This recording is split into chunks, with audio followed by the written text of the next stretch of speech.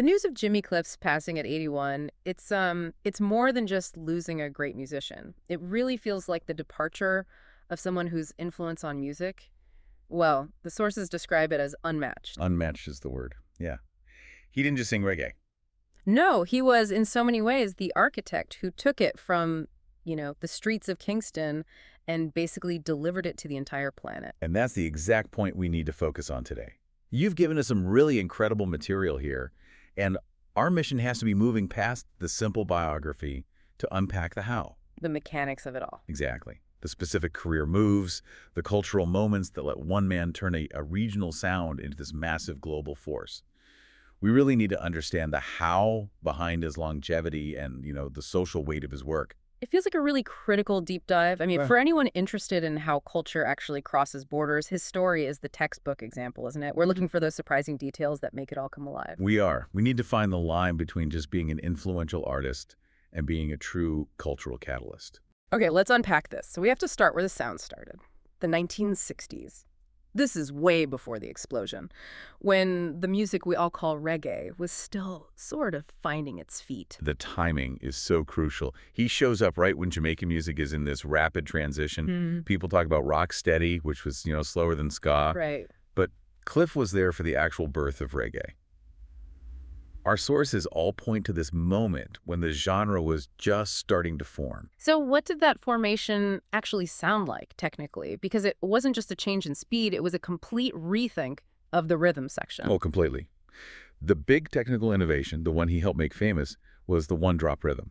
So instead of the bass and drums hitting hard on beats 1 and 3, all the emphasis suddenly shifts to the third beat. That's the signature sound. That's it. It creates that iconic syncopated feels, like a heartbeat skipping. It gave the music its weight, its swagger, which was so different from the faster, more upbeat ska. And even as this new sound was taking shape, his own talent was already, impossible to ignore. Before the film, before the global fame, what was the one track that really showed the world who Jimmy Cliff was emotionally? Oh, without a doubt, it has to be Many Rivers to Cross. Yeah. It wasn't a party song. It was this deeply personal, almost gospel-like lament. Yeah. It showed off his vocal range, which was just soaring way beyond what other Jamaican singers were doing at the time. That song really cemented his unique style, that raw emotional vulnerability mixed with that new driving reggae beat. So it signaled that the music wasn't just for dancing. Exactly. It was for thinking, for Yeah. feeling.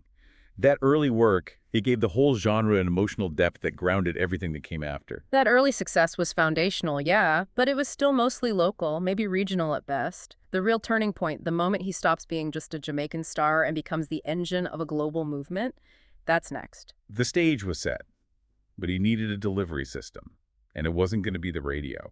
Here's where it gets really interesting. We're talking about 1972. We're talking about The Harder They Come. This isn't just a famous movie with a great soundtrack. You could argue this is the single most important cultural export Jamaica ever produced. It is impossible to overstate its importance. I mean, the film in '72, which he starred in, plus that revolutionary soundtrack, it provided the context it was missing. It wasn't just a record arriving in a store. Right. It was a whole world. It explained the environment, the struggle, the defiance of Jamaican life. It was a complete cultural package. And how did it travel? Because it didn't get a huge mainstream release in the US or Europe right away, did it? It found its audience in a different way. That's the analytical nugget right there. Yeah. The film's success came from completely bypassing the mainstream. It became a cult hit on the art house and midnight movie circuits, especially in North America and Europe. So the people finding it were already looking for something different. Exactly. The audience discovering reggae through The Harder They Come was already countercultural. They were looking for authentic, rebellious voices. So the music got instant intellectual credibility and street cred all at the same time. And that mix, the visuals of his character, Ivanhoe Martin, as this anti-establishment hero, combined with that visceral soundtrack, it just created this massive cultural wave. What was the immediate result? Well, it put reggae on the global map, yes, but the way it did it was through this transformative visibility. It directly influenced countless musicians. I mean, think about The Clash, The Specials. It fueled the rise of punk and two-tone in the UK. Wow. And economically, it turned Island Records into a global powerhouse and created a blueprint for every Jamaican artist who came after him, including, of course, the great Bob Marley. Cliff didn't just open the door, he built the entire road. What's so fascinating is that the music's power to travel wasn't just about the rhythm, it was the raw substance of the message. And that brings us to the core themes in his songwriting. We need to look past the sales numbers and get into the social commentary. Absolutely. His music was a mirror. It reflected the social realities of Jamaica, steeped in struggle, but also resilience. And his genius was in making that very local reality feel universal. If you look at the recurring lyrical themes, it's always this tension between hardship and hope.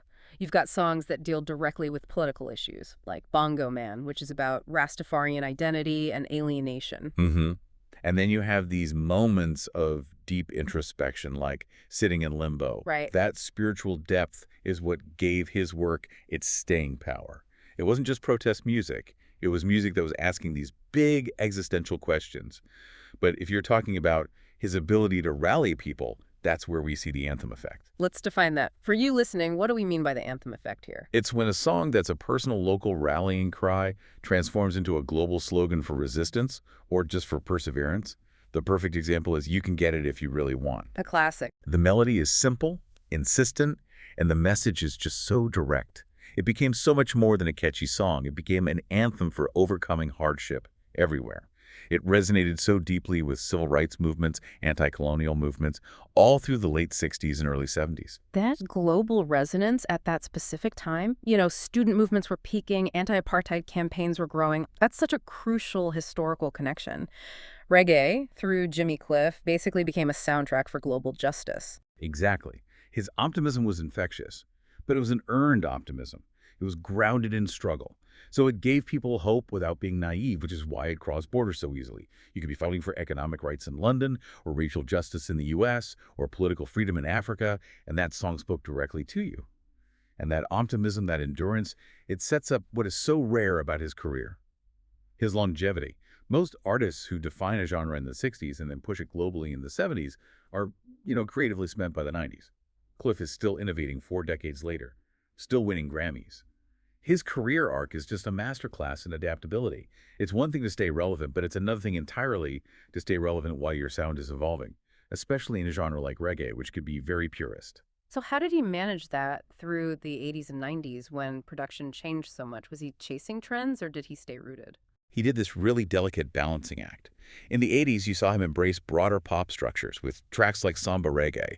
He was leaning into world music, fusion, crossover stuff that kept his name on the international charts. Okay. He wasn't afraid of brighter production, but he always kept that essential one-drop beat at the core. But the real testament to his later genius that came with the Grammy win for the 2012 album, Rebirth. Tell us about Rebirth. Why did that specific album stand out so much?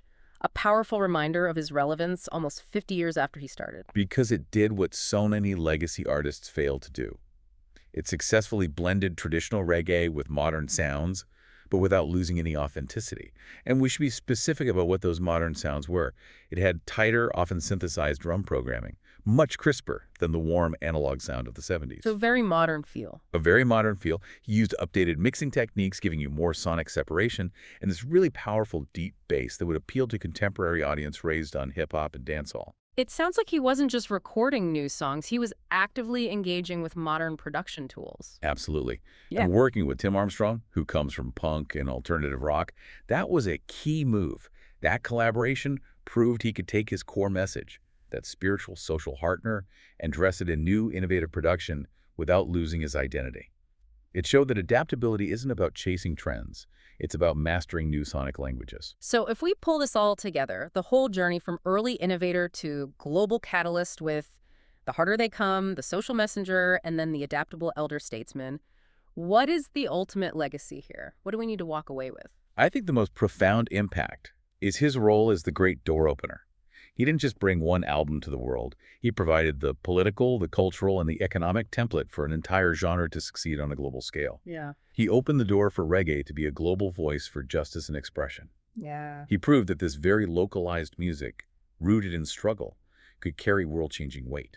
And it's impossible to separate the music from the other parts of his life, isn't it? The humanitarian work, that unwavering spiritual depth in his lyrics. His music always felt like it was about something bigger than just fame. That spiritual depth gave it a necessary gravitas. Even when he was singing about getting what you want, it was about spiritual perseverance, not just, material things. He combined Rastafarian principles of self-reliance and historical awareness with this universal plea for human dignity. So ultimately, our deep dive really confirms that Jimmy Cliff is more than a cultural icon. He's a lasting symbol of hope and cultural pride worldwide. He continues to inspire artists and activists because his message was always, always rooted in the belief that change is possible. He packaged revolution and resilience into these irresistible rhythms. That's a perfect summary. We've traced his path from, defining the technical sound of the genre in the 60s through that game-changing cultural moment in the 70s and all the way up to his modern, adapted, Grammy-winning sound. It's a blueprint for how to maximize your impact over a lifetime. And for you, the listener, we want to leave you with one final thought. Based on our discussion about his adaptability, especially with his later work like Rebirth, if the core message of reggae hope, justice, resistance, if that message is timeless, how much of a revolutionary genre's power to survive depends on its ability to continually embrace and master new sonic technologies to make sure it sounds current while holding on to that fundamental, uncompromised message. It's the challenge every authentic musical movement faces when it strives for enduring relevance. Something to think about as you go deeper into his incredible catalog. Thank you for joining us on this deep dive.